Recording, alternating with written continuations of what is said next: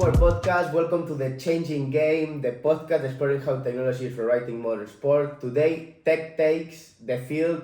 Are we still watching the same game? From bar and semi-automatic offsides in football, the Hawk A in tennis, and what else? But is it improving performance in fairness? Are changing the sense of foot sports itself?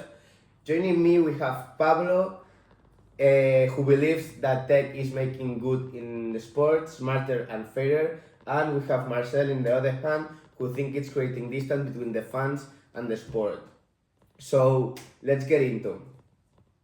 Okay, let's start talking about bar and semi-automatic offside. We are gonna talk about football, obviously. Let's start with probably the sport where technology has caused the loudest debates, because since 2018, VAR and the semi-automatic offside systems have been used in the major tournaments. So, what do you think, boys? Okay, so exactly. These new technologies, it's a huge process in football because UEFA used this technology in the last Champions League and reducing the offside decisions from one over than a minute, that every decision was like 70-80 seconds for every offside, and now it's only 25 seconds. This is a good process to have better football, and also there are less mistakes than with the VAR because it's semi-automatic and there are not like human decisions. Yes, but I think that it's losing a little bit the essence of the sport also because there are situations where you have your team scores a goal and you can't even celebrate because they are checking if the goal is inside or not. I think that it makes the game slower, and I think that football, that it's an emotions sport, fans loud. I think that that's not the best option they have, and also I think that VAR it's okay because the game maybe is more fair, but a mistake from the VAR is huge, and if you mistake seeing it on a TV, I think that it causes more controversial decisions than if not. And for example, we have an example yesterday in the Athletic Club Real Sociedad game, that it's a game of a lot of importance there in the Basque Country. It's a derby. Yes, and well, there is an offside game, an offside goal, and the VAR don't allow the goal, and it was goal. So I think that we should be careful about how we use the VAR. I agree with you, but with the VAR, the 99.3 decisions of offside are correct, and before the VAR, like the manual linears, it was only a 91%. This is a big difference, and I have a question for you. Would you like that your team, like Barcelona, lose the Champions League final in a offside goal from the other team? Or you prefer VAR to have a fair game and win the Champions League? Yes, it's true that maybe in that situation, obviously, I would be very angry with the referee. But also, imagine that in a final, Champions final, your team scores a goal, and then the goal is disallowed because it was offside. So, All the emotion is from high to down in 10 seconds. so to conclude this point, boys, what do you think? VAR fix the game or not fix the game? For me, Quickly, ah, Yes, 10 I- seconds. yes, 10 seconds. I think it's better for the game. It's true that it has some areas that has to improve, but it's much better and do more like attractive football than the old football without the VAR. And you, Marcel, what do you yes, think about I it? think that it's a way of solving problems that it's useful, but I think that it should be improved because with the technology that we have right now in the world, I think that VAR is right now very very slow. So I think that. Okay, now we are going to talk about another item that it's quite important too, and it's smart data and predictive analytics. So now let's talk about data. In the NBA and EuroLeague, teams use systems like Second Spectrum 3D tracking camera that record every player movement as pass and shot. it generates millions of data points per game. So, Yes. what do you want to talk Yes, about the it? Dallas Mavericks and Real Madrid basketball, like you said, use data to analyze defensive rotations and also what's the best shoot selection. And in football, Liverpool data department under Ian Graham, but it's like a worker for Liverpool, build models predicting goal probability, that the expected goals, that it's now a very important data when you see a game to know who is playing better and who have more possibilities to win. And that technology is rewriting a lot of tactics. Like if you have a lot of data saying that if this, I don't know, Sergio Yul shoots from this point, it the basket 7 out of 10 times, you have to make the play to shoot from there. And I think this data helps a lot the sports and the managers to have more competitive tactics. Well, I see that point, but I also see that it's very. We have to see if the information that we get with these technologies is reliable or not. I put an example. There is a player of Real Madrid, Eddie Tavares. He don't shoot a three. Maybe with this data, you see that Eddie Tavares shoots maybe 1 3 every 7 games. So when you defend, you will get back, so he can shoot because he won't do it. But imagine that there is a situation where he shoots and scores. I think that these games like basketball and football are games of situations, and I think that having studied every situation, what is the most probability, I think that it's also of emotions. Maybe a player is feeling better and scores a basket or shoots from outside of the area and scores. I don't know, what do you think? I agree with you. I think we have to make like a mix of coaches and intuition on feelings of the players in each game with the data we have collected during all the season and the history of basket, because data alone can't do anything. You need also people who studies this data, who decides if the data is correct or not. So I agree with you in that point that we have to make like a mix, because it's not only about data. Okay, Yes, boys. but for example, Finish, for the please. scouting, I think that it's important also because with professional teams that they are playing for a lot of money, that the coaches have these technologies to scout the other team. I think that it's okay, but to have every situation studied, I think that it's not necessary. That we should know what are the threats of the other team, but play with intuition and with emotions of the own players.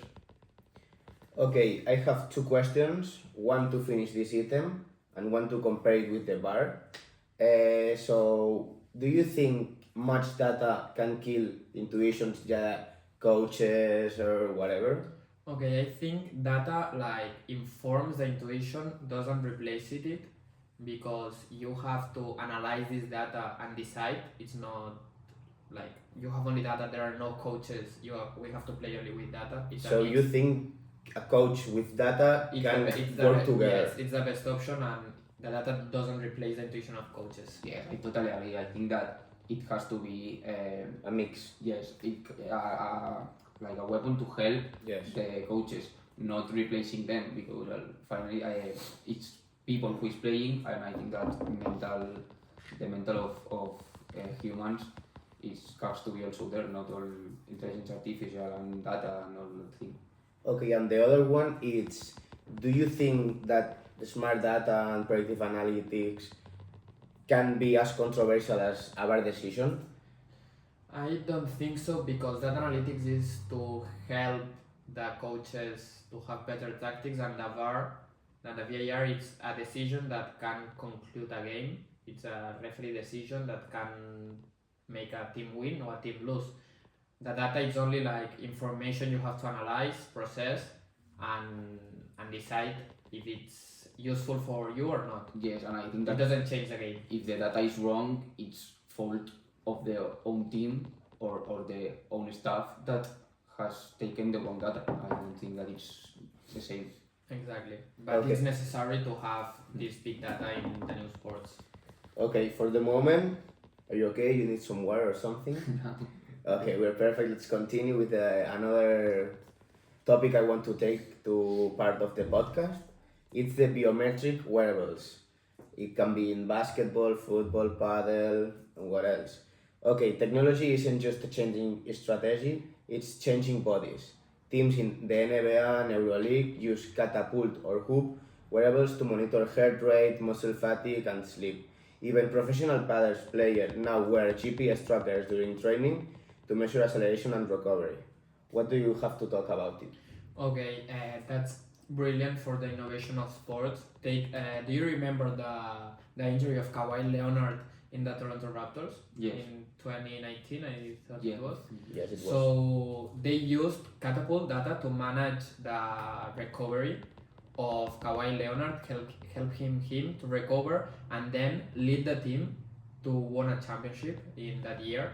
So it's evident that these wearables items in this case helps a lot, not only the staff, also the players to have a better health and to have a better life that don't change their sport life. Okay, and I would like you to make I would like to make a question for you. Do you think that these wearables are comfortable for the players? Like, for me, when I play sports, I like to be with my staff of football or basketball or Yeah, I whatever, understand. and having a GPS or a clock. That I think that maybe I think maybe it's not as comfortable as wearing your own, I don't know, your t-shirt, your pants, and your shoes. But I think that are small details that you wearing a clock or a t-shirt with a tracker here, and it's a small detail that will improve in your health, and it's not as a problem for the sportist. I'm with Valentin on that. I think it can be a little bit strange for you, but this doesn't change the game and the way you play, and you have to adapt to these small I think the variables pros are bigger than the cons. Exactly, and I think they're really helpful for the players and the staff. also, for example, I'm totally in favor that we use this data or these biometrics to help the players to recover from injuries. For example, we have Jason Tatum that was injured in May on the playoffs from the Achilles, and it's a injury from 1 year, 1 year and a half, and he's training on October, 5 months, and he's already training alone. But I think that it's a very big improvement. So I have a question for you. Do you think this data of the players have to be public data? Like not for the fans, because it can be strange and not private, but for the other clubs or for the NBA to know if they are doing the things well. Because imagine in this case Jason Tatum recovery, it's so strange that he's recovered in only 5 months. If I was the coach of Golden State Warriors, I would like to know how the recovery was so fast. Yes, right. It's interesting. I think that maybe they should readapt the doping stuff, because I don't know how exactly it works there in the NBA, but maybe it's only for drugs and that stuff. We should see, like in tennis, what happened with Sinner with his recovery, like was accelerated with doping. I think that they should see that, because obviously it's not fair that a player recovers doping, because then for the other teams could be unfair. Yes, I love that wearables, but it's true that I think the information should be public, because we have the same injury with Tyrese Halliburton in the game 7 of the finals, and Jason Tatum, and the recovery has been so different. Jason Tatum is now Yes. dunking in the trainings, and Tyrese Halliburton is like Yes, NBA. I think recovered. that they do it. I think that NBA has Knows all the data.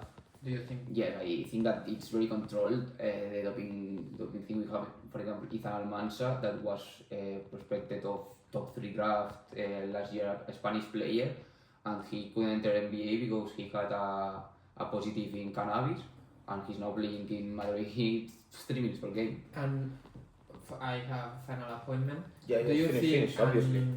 with this data, like not only for the doping, do you think it's useful to have this recovery for other teams to know how to recover faster this type of injuries? Like be public the way the doctors treated Jason Tatum to recover in 5 months, because for the NBA it's very useful that all the players are at 100% every game.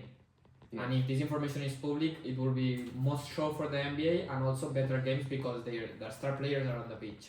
Well, I think that if it's only information of a player, it's his choice to public or not. But the doctor's methods to improve the players' game, I think that it should be public, yes, because there are 82 games a year. It's a lot of games every 2 days playing, and there are players that are injured and lose 40 games, and they can compete like that. So I have a final question about this item. So what do you think the technology protect the players to have better health or whatever it goes with it, or can control them, what they do, what something? So I want to arrive to the privacy of the players, or what do you think? I think that it's more done to protect the player and to help them. I think that if you make the recovery faster and faster and faster, it makes them that the possibility of getting injured again. So I think that it should be very controlled for superstars to be with a good health the most time possible. I agree with you, but I also think that you don't have any privacy because with these wearables they know exactly where you are, what you're doing, and I don't know if you are a star player and you want to have dinner to a restaurant with your girlfriend, the club knows what are you doing, and I think it's not necessary. So I think the players it must have like the final decision to decide if they will be tracked all the day or not use their data. If they don't want it, not to be mandatory for the players, but they have to decide. I have the final decision is from the players. Yeah, I'm agree. Okay, now we are gonna let this item on our way, and we are gonna talk on a new program. It's gonna be they talk about. It's the virtual reality training. It's a very polemic item. I want to know, so tennis and paddle, virtual reality is trying systems like Sense Arena and VR motion learning, let players practice decision making in 3D environments. Spanish paddle academies are now using virtual reality to simulate court angles and ball trajectories. So what do you think about put glasses to train in 3D or no sé? For me, in my opinion, it's real. I won't do it. O sea, It's something yes, incredible, no? For me, playing tennis with a glasses against anyone, like playing a video, I will feel like playing a video game. Yeah, I think rare, that it's rare. the feeling on the court, hitting a ball well, and having glasses and playing against a wall, I think it's, for me, I don't like it. I think your theory was correct like 2 or 3 years ago. I think nowadays the virtual reality is it's very like feels very real. The court you can simulate a lot of things. It's helpful for the players because you can have the trajectory of the ball repeated times, and when you play in the court you know what the ball will do. And also not only about the trainings, the virtual reality that is an amazing tech that is in our world nowadays. It should be implemented in all, like in the stadiums, in homes, to improve the fan experience. Like, Yeah, I have a like question with like watching a game. So I think the VR have a lot of advantages. You can train very well, and also for the fans, imagine you are in your home because you live very away from the stadium of your team, and you can put a glasses and feel like if you are there with your friends connected, enjoying the game like it was in real time with the atmosphere of the stadium. I think it's incredible, the virtual reality technology. Yeah, I want to talk about. I don't think if it's real or not, but I read it. I don't know if it's Real Madrid or what team that it's gonna take out glasses With Apple, yes. with Apple that it costs I think around 6,000 euros, and yeah, it's amazing. But and you put the glasses and you Feel like in the Santiago Bernabeu, the yes. atmosphere of the stadium. For me, I'm not gonna ask you what do you think. I just want you to explain. I will be clear, I won't buy it, never. It's It's true that excessive price. It's true that it's very expensive, but this price will be down in Years. 1-2 years. But We I won't pay almost anything to. I would like more a lot being on the stadium. Like, Yeah, Yeah, but it's- if yeah, you it's, are it's not the same. It's not the if you same. don't have the possibility, you're a I- Real Madrid supporter and you live Oh. in Mexico. for What? example, I see it on the TV. I prefer that being with glasses on my home. if you look at like it's this, strange, it's rare. but I have a question for you. In exactly 24 days, I'm going to London with my friend to watch the Chelsea against Barca, the Champions League game on Tuesday, and the Barca fans made like more. There were no tickets for everyone, and there's people that wanted to go to the Chelsea stadium that can't because there were no I tickets. think they were the double of people that wants to go. Exactly. And I have a question for you. You would like to, at least that you can go to the stadium to have these glasses to enjoy the game. I think it's I not 100% the same, but I think that there but is no comparison between. but it's much better than watching on the TV. I don't know. It should. but It should. It of should. better going to the stadium per 10. Also, like the sensation of entering the stadium with all the fans, Yes, but the noise, being there, like seeing the players there in But viewing live. we are talking that with the new technologies, you will feel like being in Almost. the stadium. Now you have the AirPods. There are videos that you listen things from one AirPod, then from another. This would improve a lot and be the sound like if you were in the stadium. You also have the same view as the stadium. I know it's not the same because if you turn on the Yes. glasses, you're at your home, but I think it will be a very good experience for all the fans that are watching the game from home.